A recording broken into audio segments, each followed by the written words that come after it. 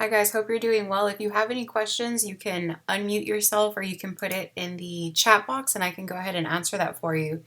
But for today, I'm just leaving it open to you all. If you have questions about your exam this weekend, any specifics about that, or if you have questions about anything else in the course, and then I can address that for you.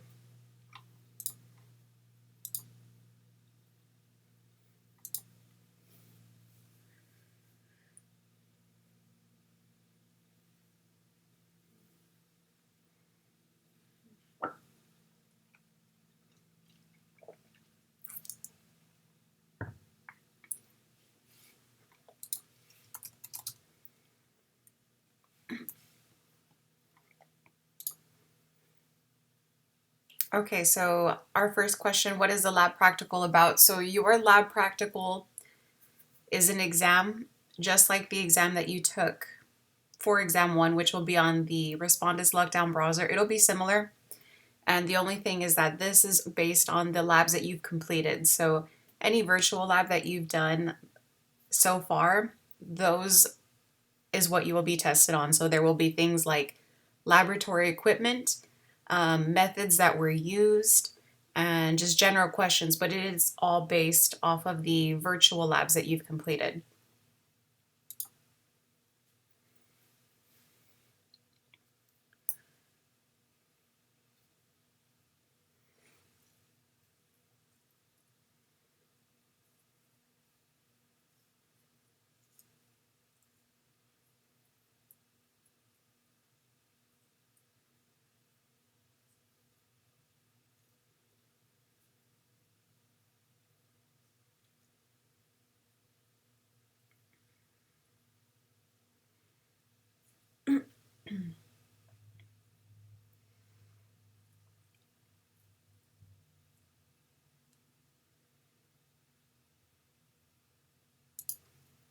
Does anybody have any other specific questions that you want addressed?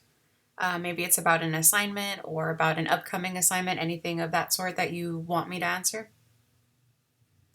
How often are we going to be doing lab reports, like with a group?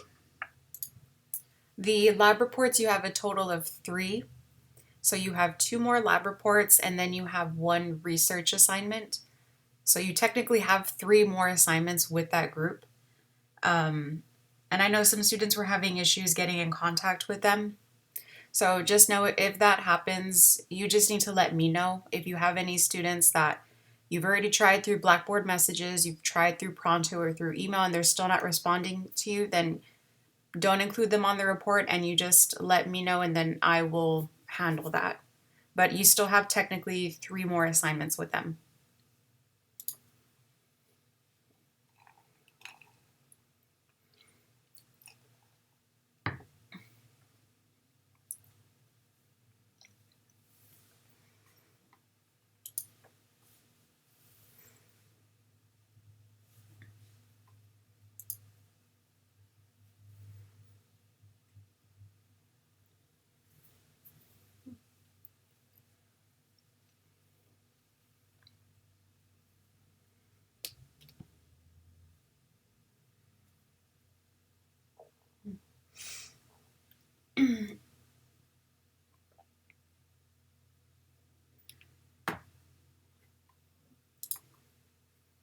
Okay, what do I recommend studying for the lab exam? So, and this is something that I'm not entirely sure. I know that once you submit an assignment, it's submitted, and I believe that you can go back and view your work. So if you are able to go on McGraw-Hill Connect and you can go back to an old lab assignment, you would need to look at those. I would not go to a smart book assignment because that's the lecture portion of the course, but any virtual lab, any lab assignment, that's what I suggest that you go back and just kind of view the equipment that's used. Like this last one that you all did with the microscope, like when you did that virtual lab, it talks about 2 different types of light of microscopes, the light and the electron, and then it also talks about oil immersion and then like a tissue paper. So like those things, like knowing the types of equipment in a laboratory setting, that's something that you should be studying, and then why you use them. So things like that is what you should be studying.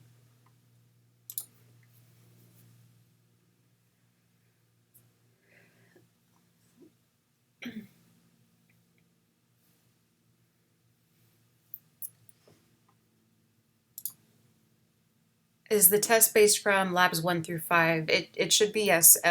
All of the labs that you've done so far from weeks 1 through 5, that's correct.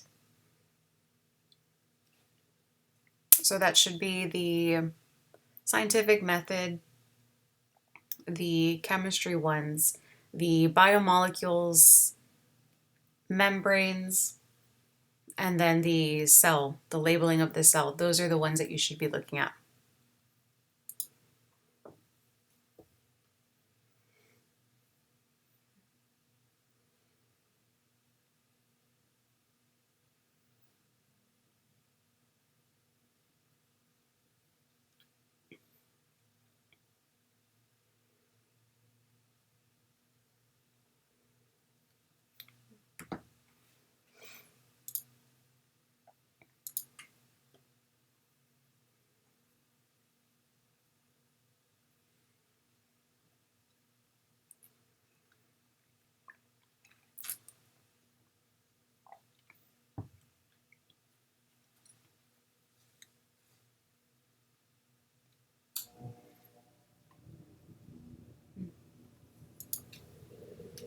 Do y'all have any other types of questions? It could be about something else, doesn't have to be about the lab exam. Any other questions?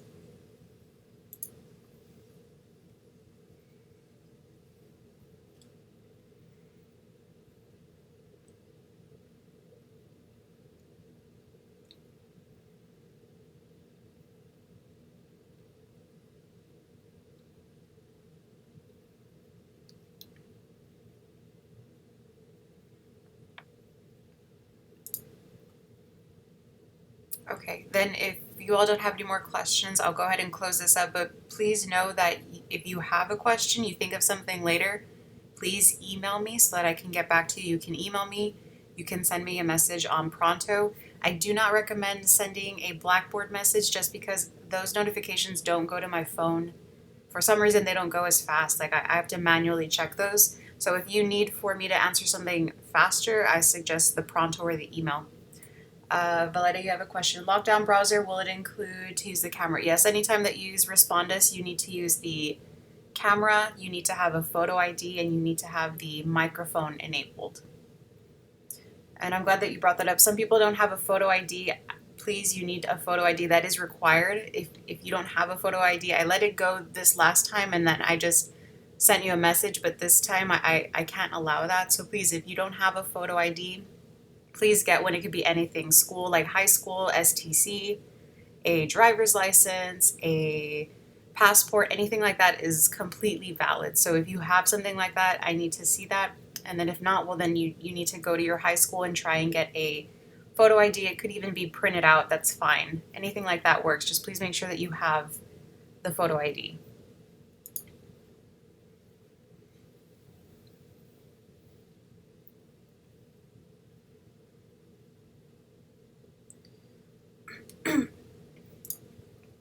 The lab practical, that one's, it's for a grade. So if you ever see lab practical or a lab exam, just know that that's the same thing. So this is your lab exam, and you have a total of 3 of them for this semester. So you'll be taking your first one, and then you have 2 more lab practicals.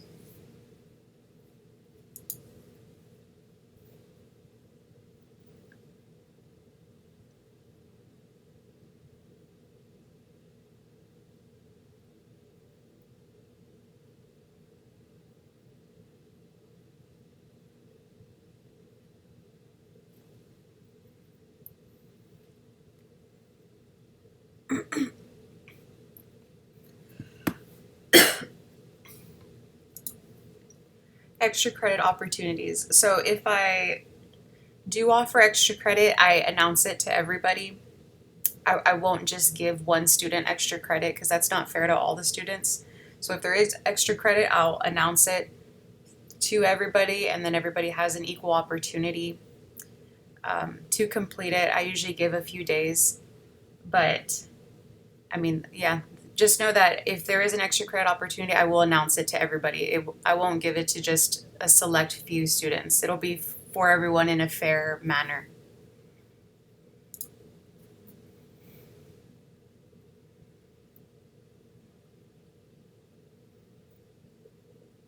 Miss, what's the percentage for the lab practical? The percentage, let me go ahead and check super fast. Give me 1 second.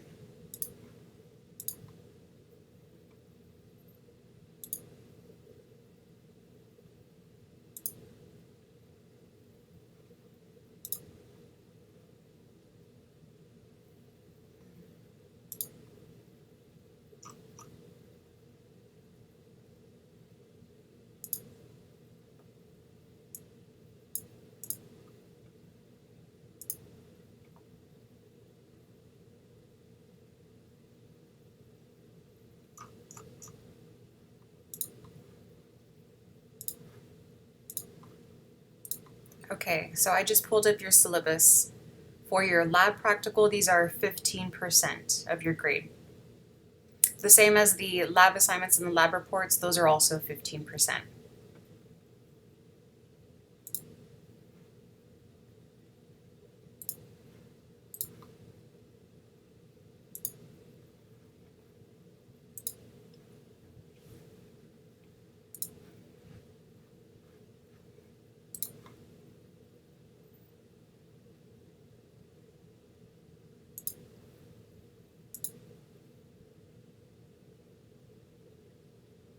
I'll go ahead and address this really quickly because I am getting a few questions about grades, and I'll just give you some advice really quick.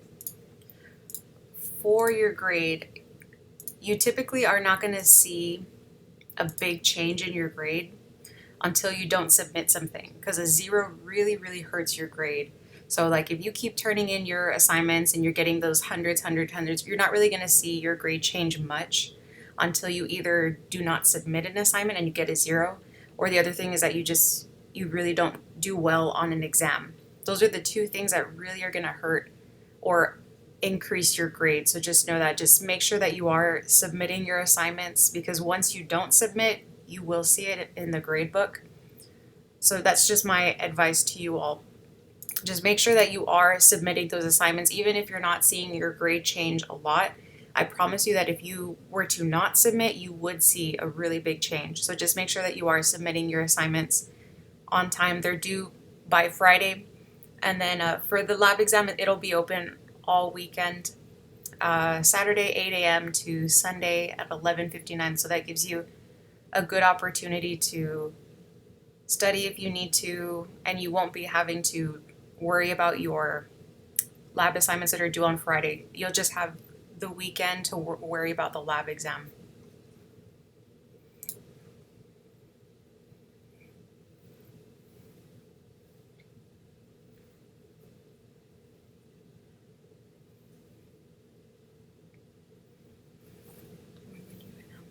What would it be about?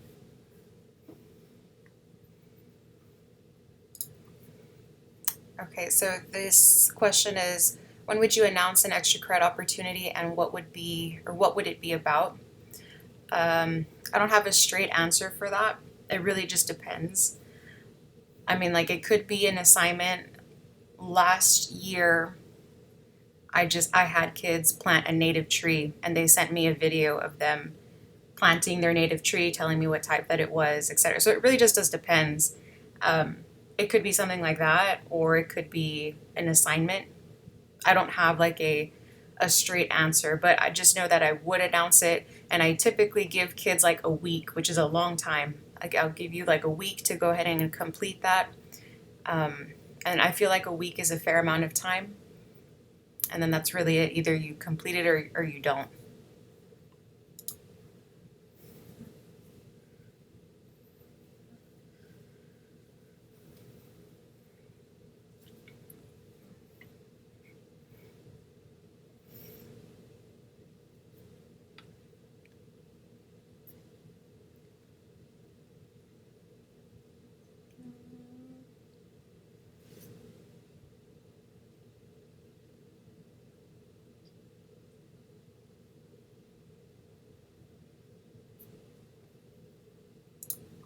Anybody else have any questions before we go ahead and end the session?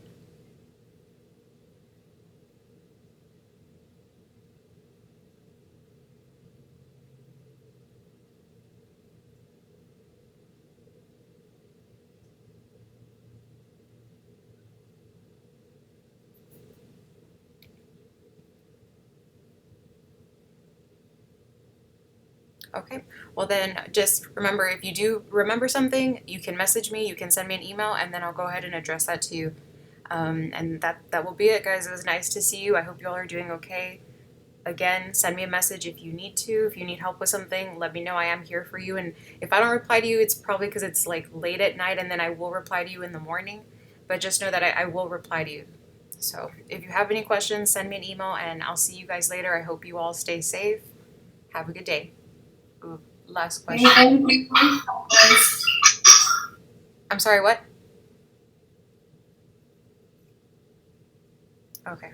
Well, let me address this one. If I have a test Sunday, what happens if I can't complete the test and the practical? Okay. I'm confused. You have a test Sunday, and then what's the question?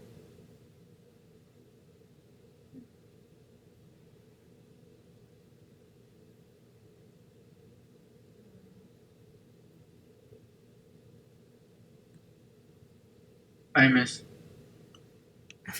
Did you say hi or bye? Bye. Oh, okay. Bye. Have a good day. Nice to see you You too. or hear you. Joanna, can you clarify your question?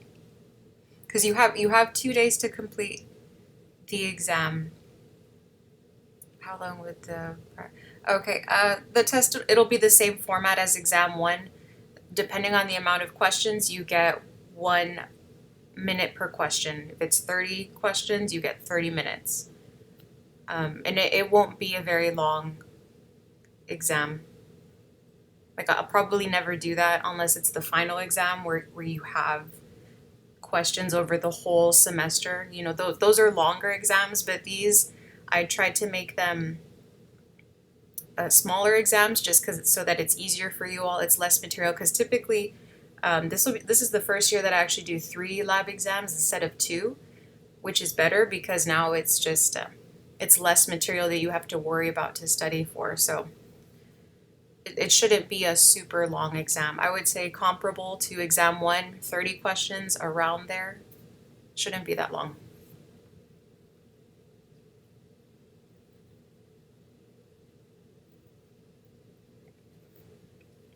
Okay, guys. Well, if you don't have any more questions, feel free to exit. I'm going to go ahead and stop recording, and I hope everybody has a good day. We'll see you guys next week. Free to email me if you need me. Bye, guys. Bye, man.